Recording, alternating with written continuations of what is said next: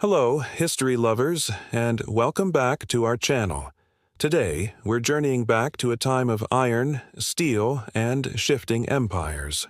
We're exploring the dramatic final chapters of the medieval kingdoms, a period where old powers crumbled and new worlds were forged in the crucible of war. This is the story of the Fallen Banner, the last wars of the medieval kingdoms. The late Middle Ages weren't just an end. They were a violent, revolutionary transformation. For centuries, the mounted knight, clad in shining armor, was the undisputed king of the battlefield. Feudal lords, with their castles and loyal vassals, held the reins of power. But the winds of change were blowing, and they smelled of gunpowder. Our story begins with the 100 Years' War between England and France. This epic, century-long conflict became a brutal laboratory for military innovation. Early on, it was a classic medieval affair. At Crécy in 1346 and Agincourt in 1415, the world saw the unstoppable power of a simple weapon, the English longbow. Thousands of arrows, raining down from the sky, pierced through the finest French armor, turning noble knights into pincushions. The age of chivalric charges was meeting a bloody and decisive end at the hands of peasant archers. This wasn't just a tactical shift, it was a social one. The common soldier was proving he could defeat a nobleman from a distance. But as the war dragged on, an even more profound change was taking place. The sound of cannon fire began to echo across the battlefields of France. Initially, these were crude, unreliable bombards, more frightening than they were effective. But technology advanced rapidly. By the 1450s, French artillery, masterfully employed by the Bureau brothers, could systematically reduce the stone walls of English-held castles to rubble. The very symbol of medieval power, the impenetrable fortress, was becoming obsolete. In 1453, at the Battle of Castillon, a French army dug in behind a fortified artillery park, baiting the English into a charge. The result was a massacre. The English forces were decimated by cannon fire, sealing the end of the 100 Years' War and signaling a new era of gunpowder warfare. Meanwhile, in the east, the last bastion of the Roman Empire, Byzantium, was gasping its final breaths. The once mighty Byzantine Empire had been reduced to little more than the city of Constantinople itself. In 1453, the same year as the Battle of Castillon, the Ottoman Sultan, Mehmed the Conqueror, arrived at its legendary walls. He didn't just bring an army, he brought a spectacle of modern siegecraft. His secret weapon was a series of massive cannons, including the legendary Great Turkish Bombard, engineered by a Hungarian named Orban. For 53 days, these behemoths relentlessly pounded the Theodosian walls, fortifications that had stood for 1,000 years. The psychological impact was immense.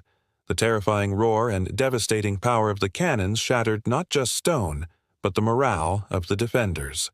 On May 29, 1453, the walls were breached, the city fell, and the last living echo of the Roman Empire was silenced forever. The fall of Constantinople sent shockwaves across Europe, marking a definitive end to the medieval era. Back in Western Europe, another kingdom's fate was being sealed. In Spain, the Reconquista, the centuries-long effort to reclaim the Iberian Peninsula from Moorish rule, was reaching its climax. The final prize was the Emirate of Granada, the last Muslim stronghold.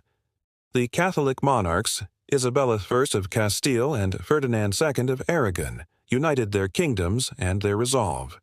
Their campaign against Granada from 1482 to 1492 was a masterclass in combining old and new warfare. They used traditional siege tactics and cavalry, but their decisive advantage came from a massive deployment of artillery. They systematically moved from city to city, using their cannons to breach walls and force surrenders. The 10-year-long war was a grueling logistical feat, requiring a professionalized, state-funded army, a far cry from the feudal levies of the past.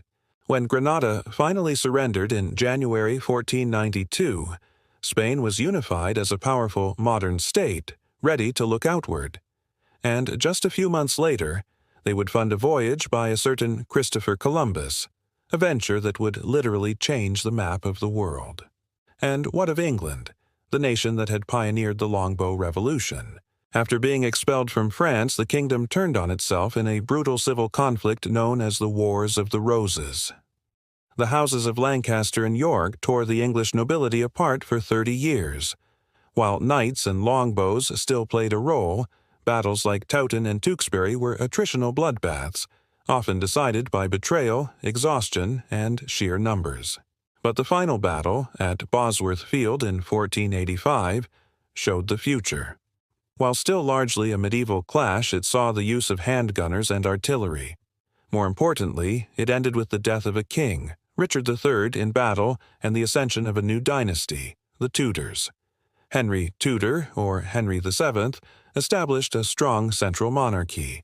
He curtailed the power of the old nobility, banned private armies, and laid the foundations for a modern English state, one that would rely on a navy and a national army, not feudal lords. So, what does it all mean? The last wars of the Middle Ages were a symphony of destruction and creation.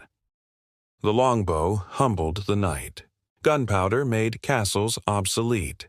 Professional, state-funded armies replaced feudal loyalties. The world was moving from a fragmented collection of personal fiefdoms to one of centralized nation-states. The medieval banners fell, one by one, not just to swords and arrows but to cannonballs, new ideas, and the inexorable march of history, paving the way for the Renaissance and the modern world we know today. Thank you so much for joining us on this journey through the twilight of the medieval world. If you found this fascinating, please hit that like button, subscribe to the channel, and ring the bell so you don't miss our next historical adventure. Let us know in the comments which of these fallen kingdoms you find most compelling. Until next time, stay curious.